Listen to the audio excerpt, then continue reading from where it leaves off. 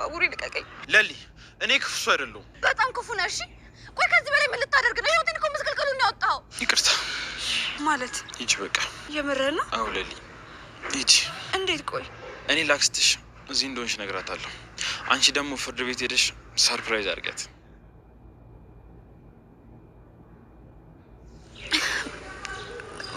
በጣም አመሰግናለሁ። አሁን በዚህ ያዩሽ። እሺ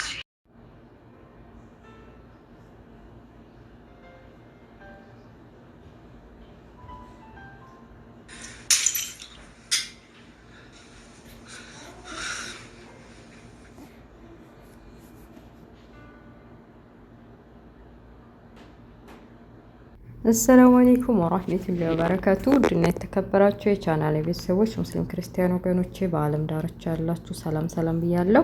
ለቤት አዲስ የሆናችሁ ሰብስክራይብ በማድረግ የደወሏ ምልክት ተጫኑ። ነባሮች ላይክ ሼር ማድረጋችሁን እንዳትረሱ። የአደይን ድራማ ይዤላችሁ መጥቻለሁ። አብራችሁ ይቆዩ። የአደይ ድራማ ሲጀምር ባቡሬ ምን እንደሚያረግ ግራ ገብቶታል።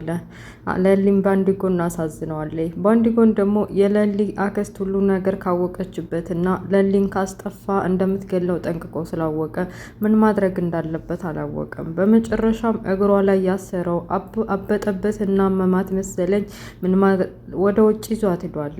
ውጭም ከወጡ በኋላ ወደ የት ነው ይዘኸኝ የምትሄደው? የነገው ቀጠሮ ከተበላሸብኝ እኔ በዚህ ምድር መኖር አልችልም፣ የፍርድ ቤቱ ነገር መድረስ አለብኝ ብላ ለሊ ተማጸነችው።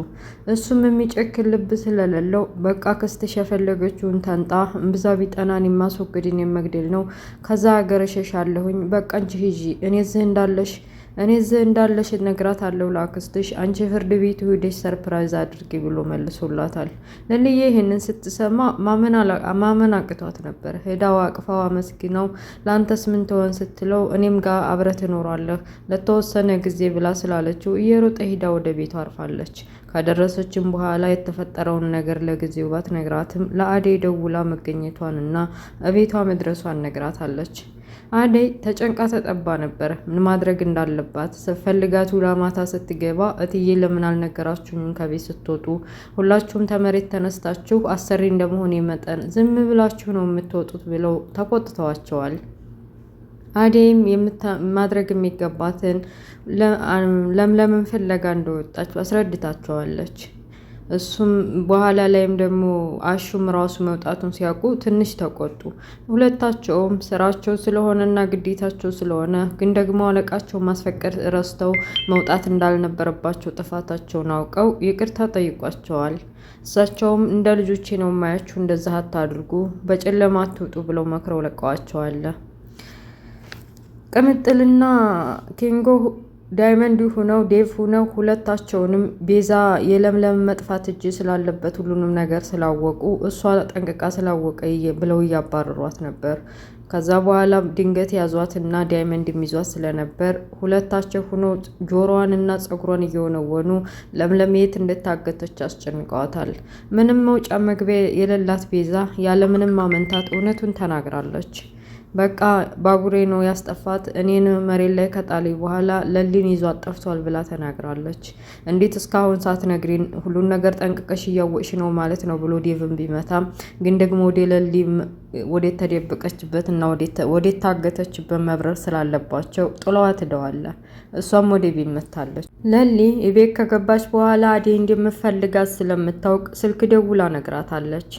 አደይ ማመን አቅቷት ልትሄድ በጨለማ ስትል ጧት እንገናኛለን፣ የፍርድ ቤት ቀጠሮዬም ጧት ነው፣ አብረን እንሄዳለን ስትላት ተረጋጋች። ዴቭ አጠገቧ ስለነበረ የለምለም መገኘት ነግረዋለች። እሱም እንኳንም ተገኘች እንኳን ደስ አለሽ ብሎ ደስታዋን አብሮ ተካፍሎታል። የአደይ ማፍቀሩ ወይም ደግሞ ዴቭ ምን ያክል እንደሚወዳት እና እንደሚያፈቅራት በመጨረሻም ሁሉም ነገር ለቤተሰብ አሳውቆ እንደሚያገባት እየገለጸላን ነበር። እሱም ምርጫው ስላደረገ ከኛ አመሰግናለሁ ብላ ደስ የሚል ምሽት አሳልፈው ግን ደግሞ እንደዚህ የሆነ ትዬ እንዳይመጡ እንዳያውም ብላ ቶሎ ወደ ክላስህ እንዲገባ ብላ አስጠንቅቀዋለች።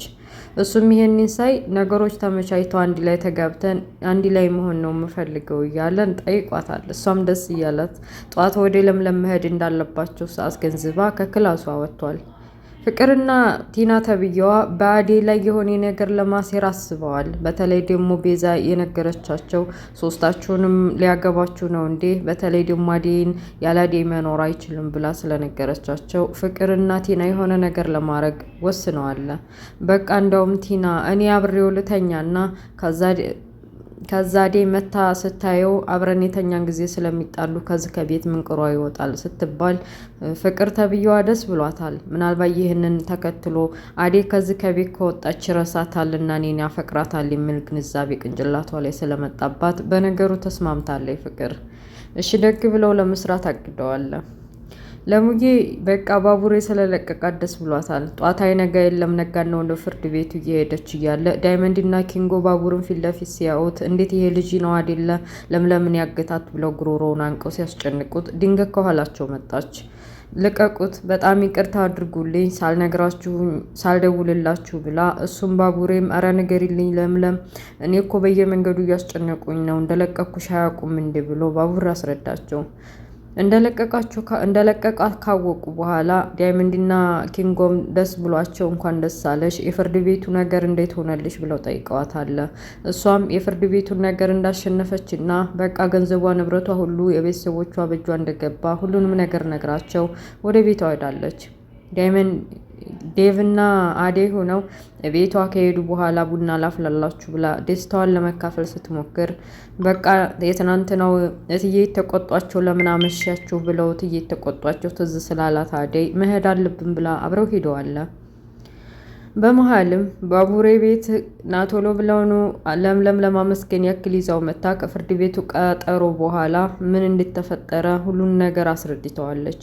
የፍርድ ቤቱንም እሷ እንዳሸነፈችና ምግብም ሰጥታው የሆድ ሆዳቸውን ተጫውተዋል። ሁሉን ነገር አሸንፍ ያለሁ ደስ ብሎኛል፣ የጎደለ ነገር ቢኖረኝም ብላ ትንሽ ወዲ ኤላ ልቧ ጉድሏል። ኤላ ከጎኗ ስለሌለ ውስጡ አዝኗል።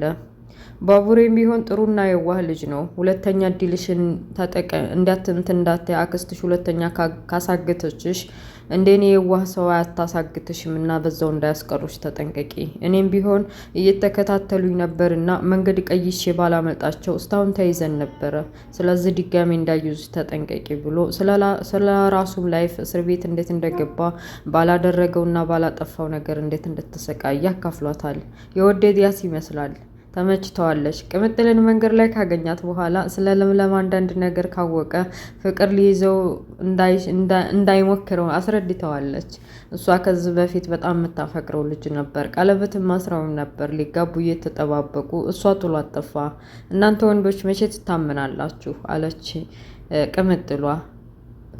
ባቡሬ እንዳልጠበቅም ነበር። በተለይ ደግሞ ለኤላ ስትል ራሷን ልታጠፋ ነው ብላ ከነገረችው በኋላ እስከዚህ ድረስ ነው ማለት ነው ያፈቀረችው ብሎ ልቡን ገታ አድርጓል።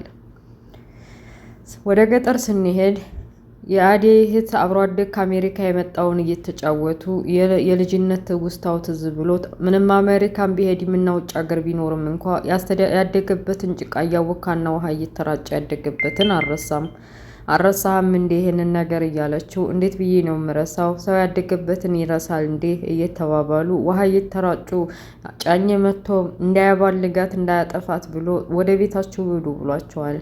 ጓደኛውንም የሰከረውንም የአዲያ አባት ደብድቦ መሀል ሜዳ ቢተውም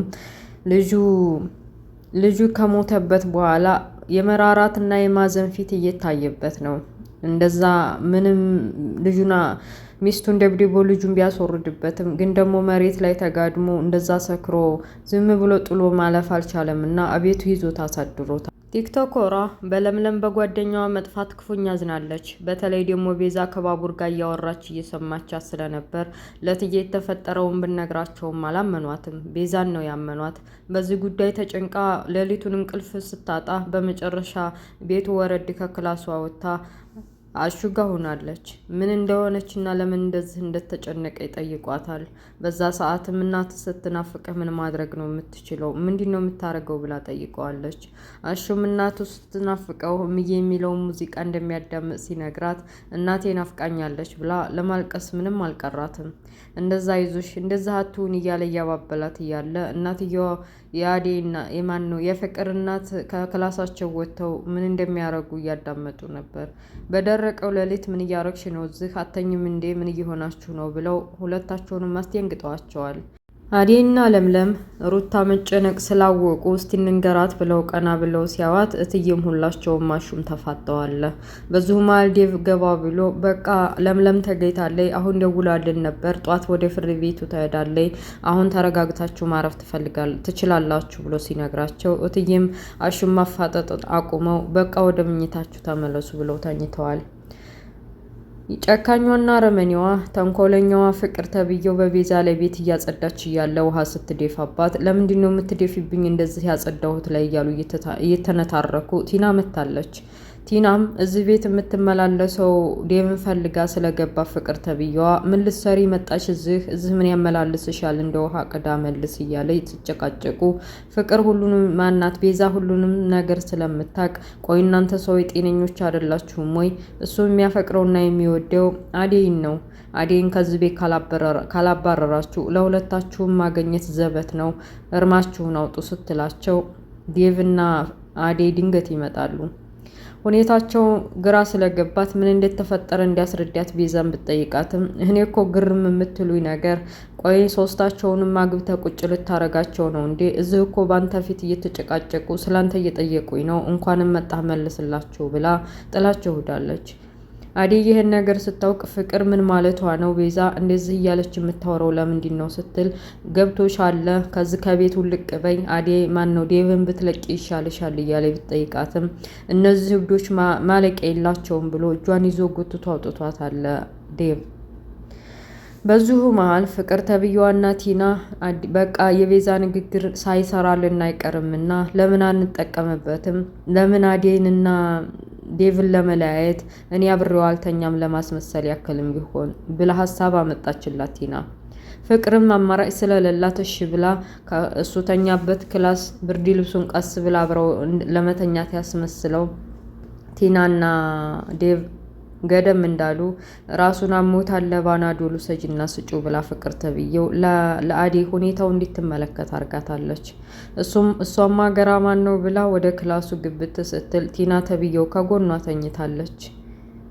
ተኝታለች እና የያዘችውን ባናዶልም ያመጣችለትን በብርጭቆ ውሃም ከለዋ ላይ ሲያመልጥ በቃ ብርጭቆ ሲሰበር እንቅልፋቸው ቀሰቀሳቸው ነው የሚባለው። እና ውድ ቤተሰቦችዬ የአዴይ ድራማ ረረራ ጥቁር አዝሙድ ተመችቶኛል በእውነት ባቡሬ ይመቸው ላይሊን እንደዛ አድርጎ መልቀቁ በጣም ተመችቶኛል። ለካሴ ሰው ልጅ የሆነ ወዶ አከፋ አይደለም። እሱ እኮ በመጀመሪያም ላይ አዝኖላን ነበር ገንዘብ ፈልጎ ነው እንጂ። እና ውድ ቤተሰቦች የአዴይ ድራማ ይሄን ይመስላል። ቀጣይ እንግዲህ እኔ እንትና የሚመጣ ነው ይመስለኝ ኤላ ካልመጣ ተበላ በቃ ጥቁር አዝሙድ ያፈቅራታል፣ በቃ ይንከባከባታል ብዬ ነው ማስበው። ያው እሷ በኤላ ፍቅር ስለተጠመደች አትረሳውም እንጂ። እና ውድ ቤተሰቦች ይሄን ይመስላል የዛሬውን። ስለነበረ ቆይታ አመሰግናለሁ። በሌላ ፓርት እስከምንገናኝ መልካሙን ሁሉ እመኝላችኋለሁ። ባይ ቻው።